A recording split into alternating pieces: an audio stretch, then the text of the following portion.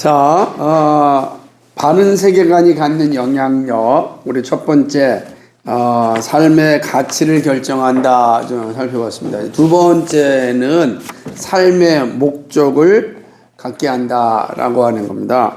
목적은 우리의 삶에 있어서 열정을 갖고 소망을 품게 하는 매우 중요한 요소죠. 아까 우리가 왜 자살하냐 할 때 삶의 목적도 없고 삶의 소망도 없기 때문에 나는 가치 없는 사람이다 라고 하는 생각을 가지게 될 때 사실은 그러한 극단적인 상황에 이를 수도 있다 이렇게 봅니다. 물론 모든 사람이 다 그런 건 아니에요. 그리고 우리는 함부로 또 자살한 사람은 나 지옥 간다 이렇게 말해서도 안 돼요.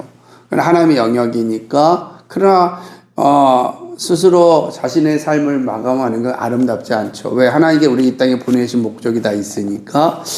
그렇다고 한다면 참 여러 가지 상황들도 있고 질병도 있고 다양한 질병으로 인해 생기는 것도 있고 하니까 어느 하나로 딱 규정할 수는 사실은 없는 거예요. 그러나 분명한 것은 뭐냐면 삶의 목적이 분명한 사람들은 그의 삶을 열정적으로 살 수밖에 없다라고 하는 것을 보게 되는 거죠. 결국은 삶의 목적이 없는 민족 또 개인은 소망이 없으며 멸망에 이르게 된다라고 하는 거죠. 그래서 근데 물론 제가 이 부산의 태종대 얘기를 여기서 꺼내서 좀 미안한데 지금은 아닌데요. 이게 이제 2001년도니까 벌써 20년 전 얘기잖아요. 그죠? 그때 지금은 이제 펜스가 다 쳐 있어서 거기 위험한 자리가 아니지만 한때는 그 태종대가 아주 이렇게 자살하는 아주 유명한 장소이기도 했어요. 바로 그러니까 되게 멋지고 아름다운 풍경을 가지고 있는 곳이 참 이게 오명을 쓰였던 적이선 지금은 이제 막 다 사라졌죠. 그러니까 이 책도 오래됐다라고 보는 거죠. 좀 수정해야 될 요소들이 있는 건데 지금은 많이 바뀌었으니까. 그러니까 정말로 이제 우리가 이제 계속해서 이런 얘기들을 하는 이유 중에 하나는 우리나라 보면은 10대, 20대, 30대, 40대 황혼 스스로 극단적인 삶을 마감하는 이들의 모습을 보면 도대체 왜 그럴까라고 질문하지 않을 수 없잖아요. 무엇이 저들로 하여금 스스로의 삶을 끊게 하였는가라고 하는 걸 보는 거죠. 물론 여러 가지가 있지만 분명한 한 가지는 이런 거죠. 삶의 목적이 없으면 사람이 냉소적이 됩니다. 그리고 매우 허무적인 생각을 이제 갖게 되는 거죠. 그렇게 된다 보면은 이제 냉소적이고 허무적이면 사람들이 우울감이 옵니다. 사람이 우울증이 생기죠. 우울감이 오게 되면 그거를 해결하지 못하면 우울증이 되어지고 결국은 그 우울증이 끊임없이 자기를 괴롭히게 되는 거죠.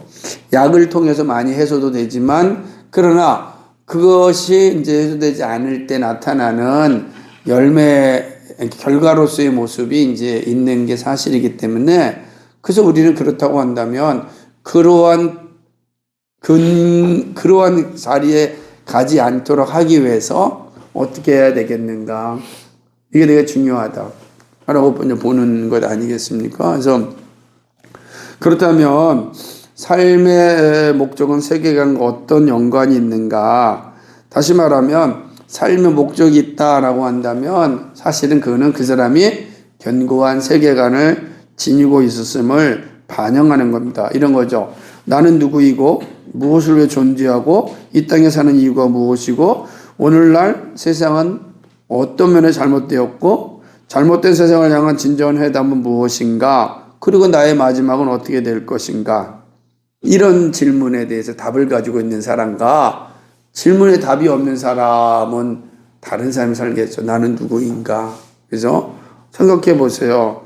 나는 무엇을 존재하는가? 이 땅에 사는 이유가 무엇인가? 왜 세상은 이렇게 엉망진창인가? 이 엉망진창 세상에 대한 해답은 없는가? 우리의 인생 끝나고 나서 나의 마지막은 어떻게 될 것인가? 나의 마지막 안개처럼 사라진다 그러면 허무하잖아요. 그죠? 다 허무하는 거죠. 그나마 허무하지 않는 사람들은 어떻게 사냐면 역사에 그래도 내 이름이 남는다 라고 하는 의식으로 살아가는 거예요. 그럼 역사에 내가 남는다라는 사람 몇 사람이나 될까요? 그죠? 그러니까 그렇다고 한다면 역사에 남는 몇 사람을 제외하고는 다 삶의 의미를 찾는 게 어렵죠. 그냥 그렇다고 한다면 왜 살아야 되는지가 좀 불분명하겠고, 어쨌든 이 세상에서 마음껏 즐기고 누리며 사는 게 최고 아니겠어요? 수단과 방법을 가리지 않고, 여러분 수단과 방법을 가리지 않고, 그죠? 그러니까 그런 식으로 생각한다면 우리 삶의 의미는 분명히 달라지겠다죠.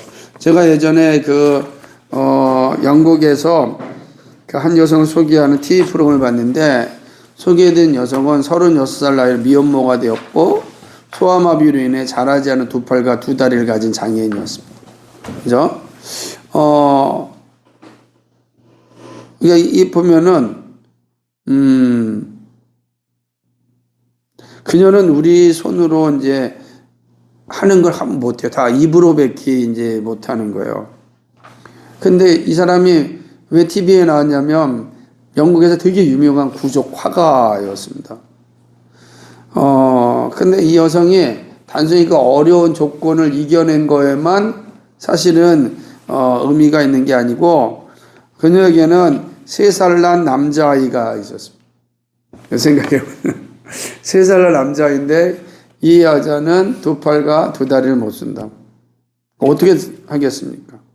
근데 보니까 손은 입으로 밥도 먹여주고 기저귀도 갈아주는 거예요.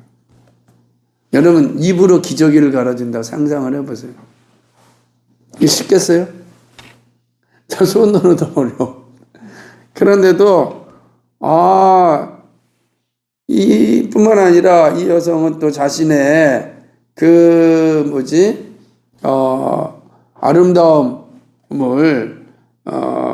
가지고서 두 팔과 두 다리가 자라진 않지만 여전히 자라지 않은 다리를 가지고 있는 거예요. 근데 그 다리로 열심히 화장도 하고 TV 보니까 화장도 예쁘게 하고 아주 이렇게 다니는 겁니다.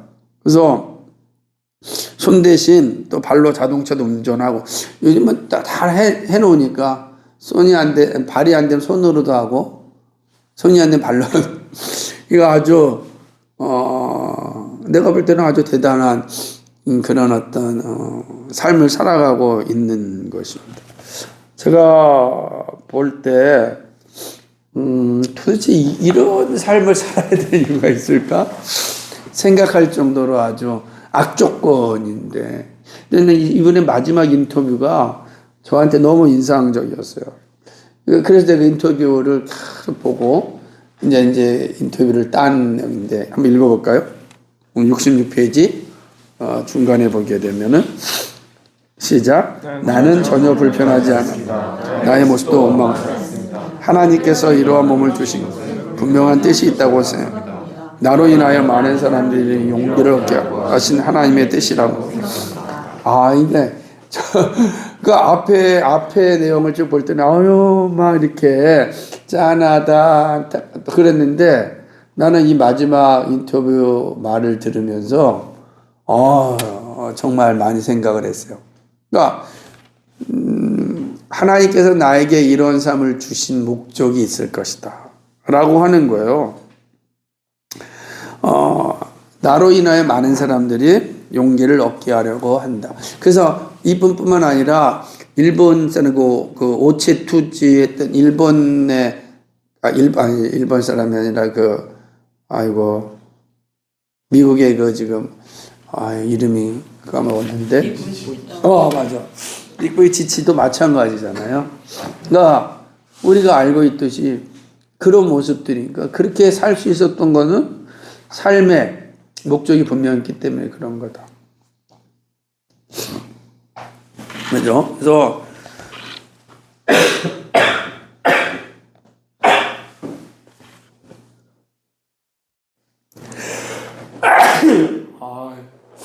비염 때문에 힘듭니다. 그래서 우리가 보게 되면 삶의 목적이 분명한 사람들은 어떠한 환경을 지배할 수가 있다는 거지. 환경에 지배를 당하는 게 아니라 환경을 지배할 수 있다라고 하는 겁니다. 세 번째는 바른 인간관계를 가지게 합니다. 사실은 이게 세계관이 인간관계를 형성하는데 얼마나 중요한가를 잘 보여주는데요. 저기 화장 죄송합니다.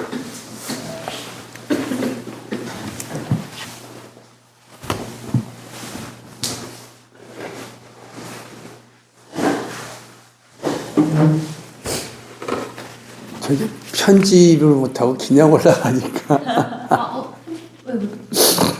제가 할 줄 모릅니다.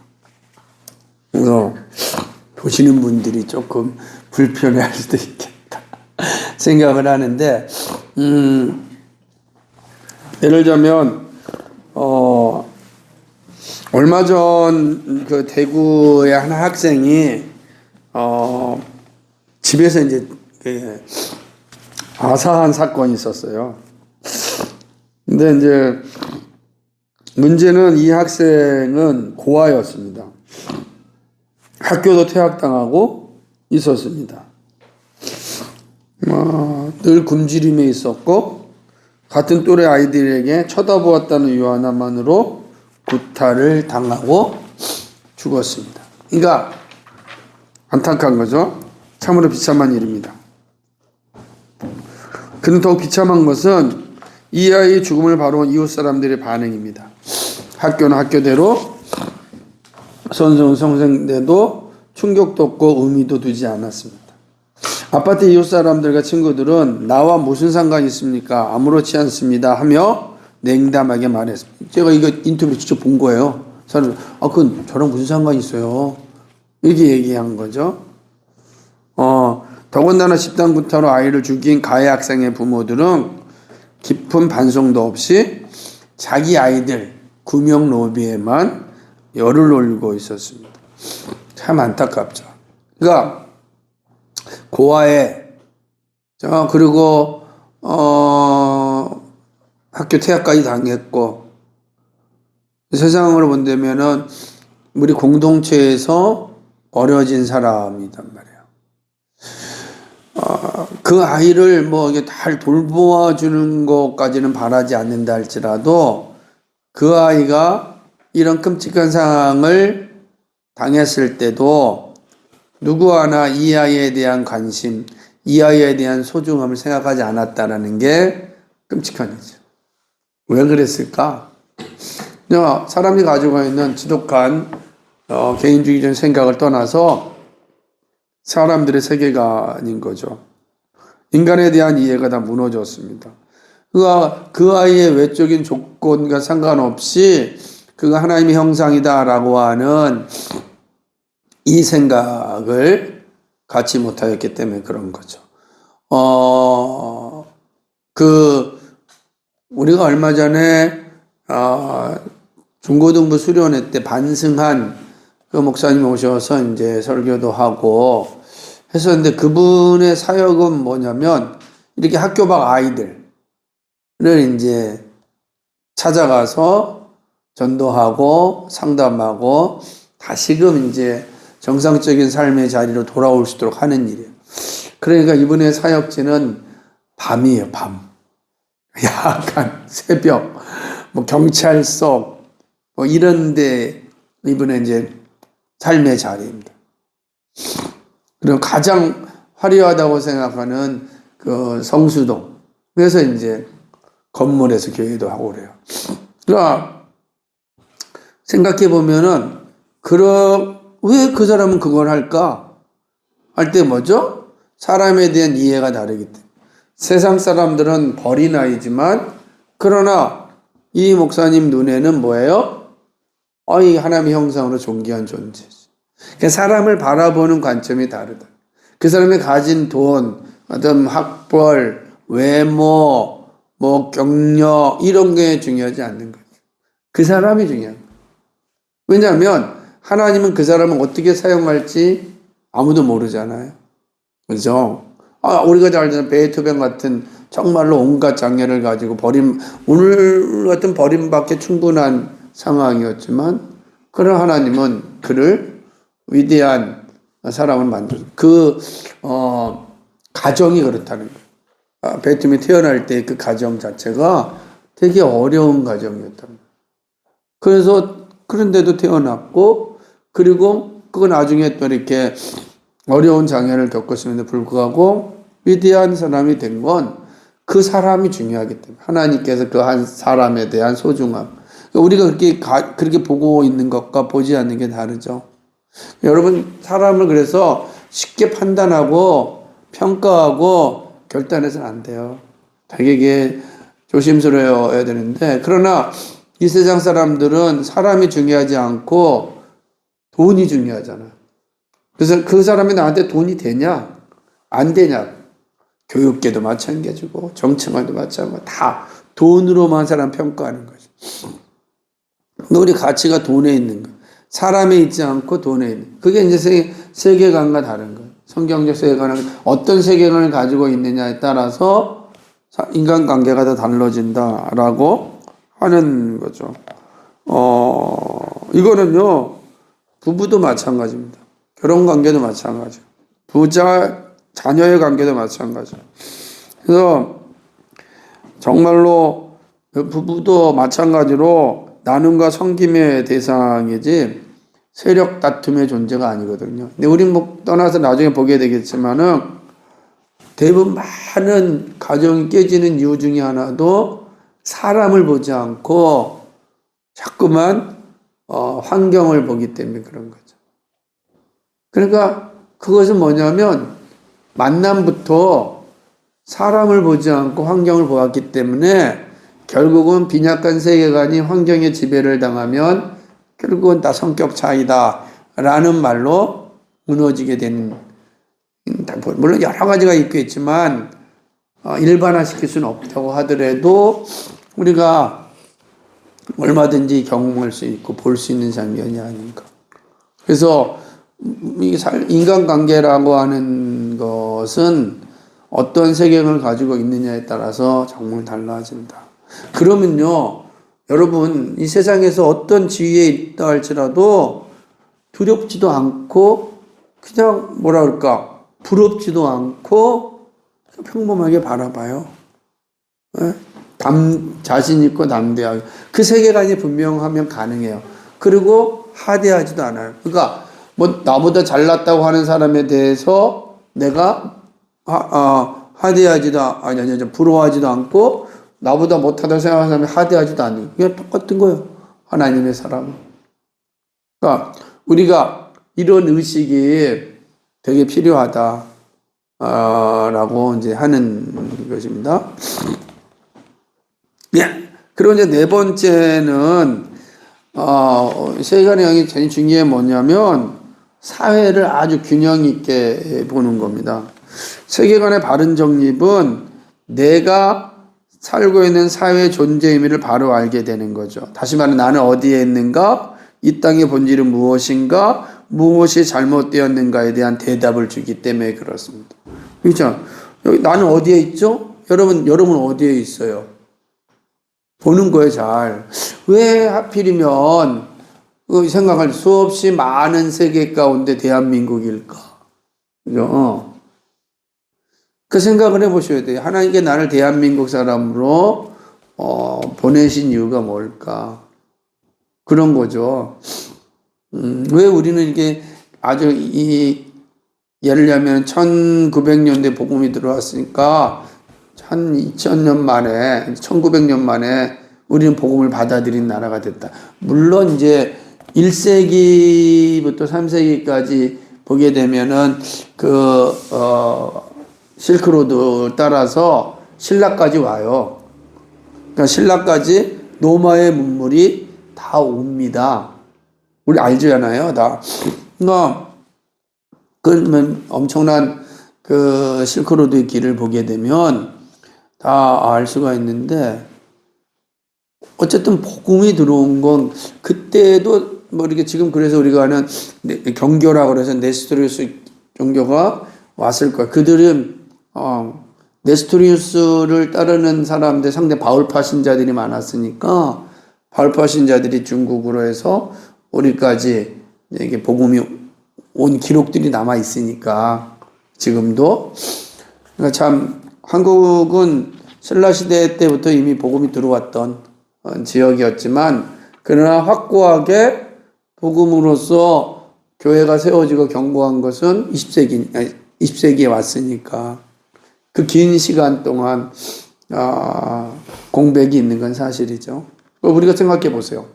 그렇다면 우리가 볼 때도 이러한 사회 속에서 나는 왜 여기 있는가 질문 던져야 되고 도대체 나는 그러면 한국 땅에서 무엇을 위하여 하나님 나를 보내셨는가. 자, 이 차이가 뭐냐면 우리는 이 땅에 우연히 태어난 존재가 아니다. 던져진 존재가 아니다. 우리는 우연의 산물이야. 진화론적 관점에 본데 우리 우연으로 이 땅에 존재하는 거죠. 그죠? 도대체 그러니까 우리의 조상은 어디로 가서 어떤 원숭이가 이쪽으로 온 거예요? 그러니까 각 자생적 원숭이예요? 아니 도대체 어떤 원숭이가 와서 여기 대한민국까지 왔죠? 자, 이거 설명하기 만만치도 않아요. 그러니까 그렇게 본다면 우리는 이 땅에 존재하는 삶에 대해서 우리는 우연히 존재하느냐 아니면 분명한 하나님의 목적에 따라서 이 땅에 왔느냐 완전히 달라지는 상황이 된다는 거예요. 그렇지 않겠어요? 그러니까 그렇다고 본다면 이 사회를 내가 어떻게 살아야 될 것인가도 다르게 보여진다라고 하는 거죠. 더군다나 우리나라는 되게 어렵잖아요. 우리 분단 국가에 살고 있잖아요. 분단 국가에 살고 있다라는 게 어떤 의미를 가지고 있어요? 이게 분단 국가라는 건 말 그대로 우리는 누군가 적으로 삼고 있는 사회가 되잖아요. 그러니까 참 씁쓸하죠. 그러다 보니까 건강한 생각이 공유되는 것이 아니라 이념이 중요시되는 사회를 살고 있다는 거지. 그러니까 통일을 하는데 통일은 좋아. 그런데 어떻게 한 사람은 적화 통일하자 그러고, 그죠? 무력 통일하자 그러고, 적화가 아니라 무력 통일. 또 하나는 뭐예요? 평화 통일하자 그러고. 그러니까 통일의 관점도 다른단 말이에요. 통일의 방법도 다르죠. 그죠? 흡수 통일하자 그러고, 아니다. 우리 연방제 통일하자 그러고. 그러니까 통일의 방법도 다 다른. 그러니까 이런 아주 복잡한 시대에서 살고 있어서 자칫하면 우리도 한쪽에서 얘기하면 다른 쪽은 적으로 돌릴 수 있는 상황이 되는 거예요.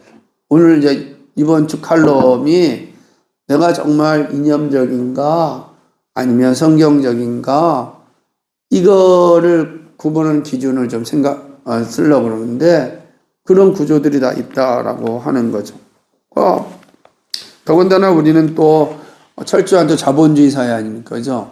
돈이 우리를 지배하고 있는 사회 속에 살고 있다. 엄청나게. 그런 거죠. 그가 우리 사회 속을 보게 되면은, 야, 이념에 지배하는 사회, 거기에 또 자본주의가 극대화된 사회. 그러니까 이 두 가지만 해도 우린 너무 복잡해. 자본주의는 뭐예요?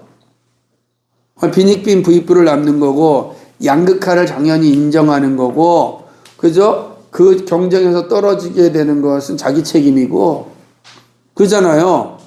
이 자본주의자들 시장 논리가 그런 거 아니에요. 시장에서 도태되는 건 자기 문제지, 이런 거예요.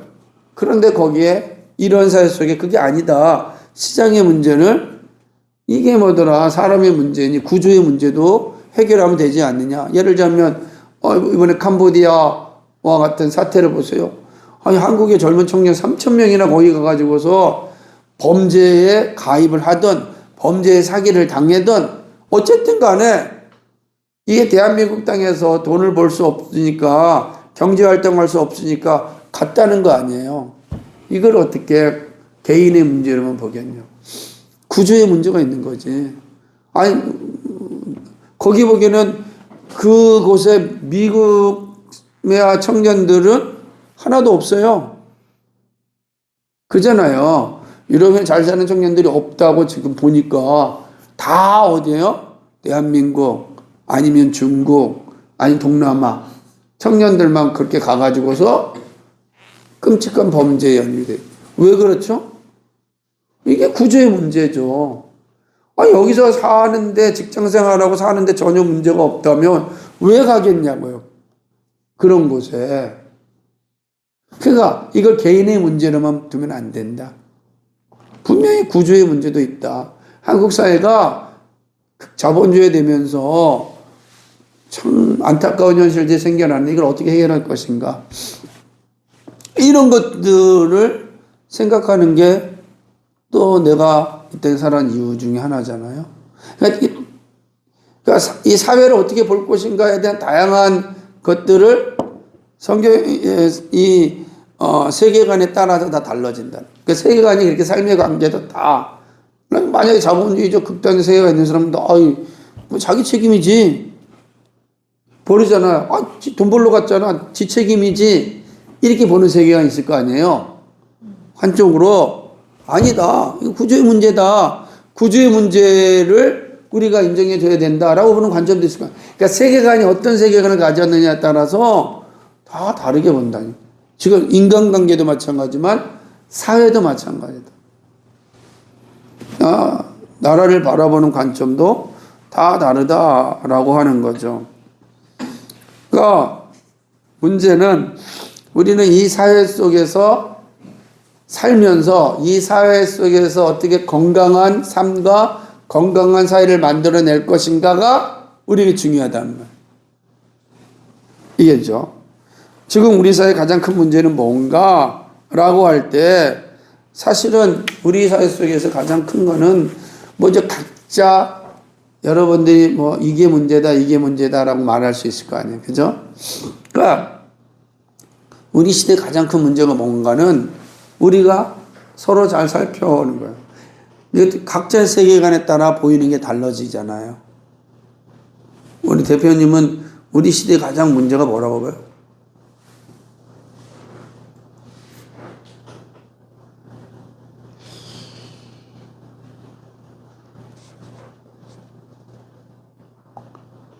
거꾸로 우리 시대에 문제가 없어요? 우리 사회는? 있습니다. 그 문제가 뭐냐고요?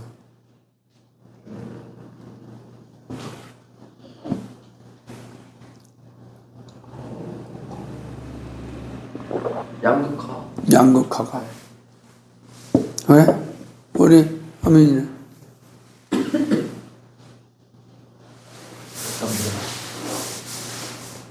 SNS로 허영이라던가. 허영신? 또 현우는? 저는 인터넷. 예, 경현이는? 우리 시대 문제는 뭐라도?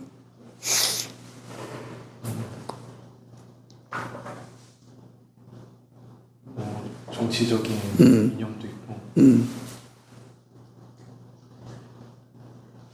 다 포괄적인 것 같아요.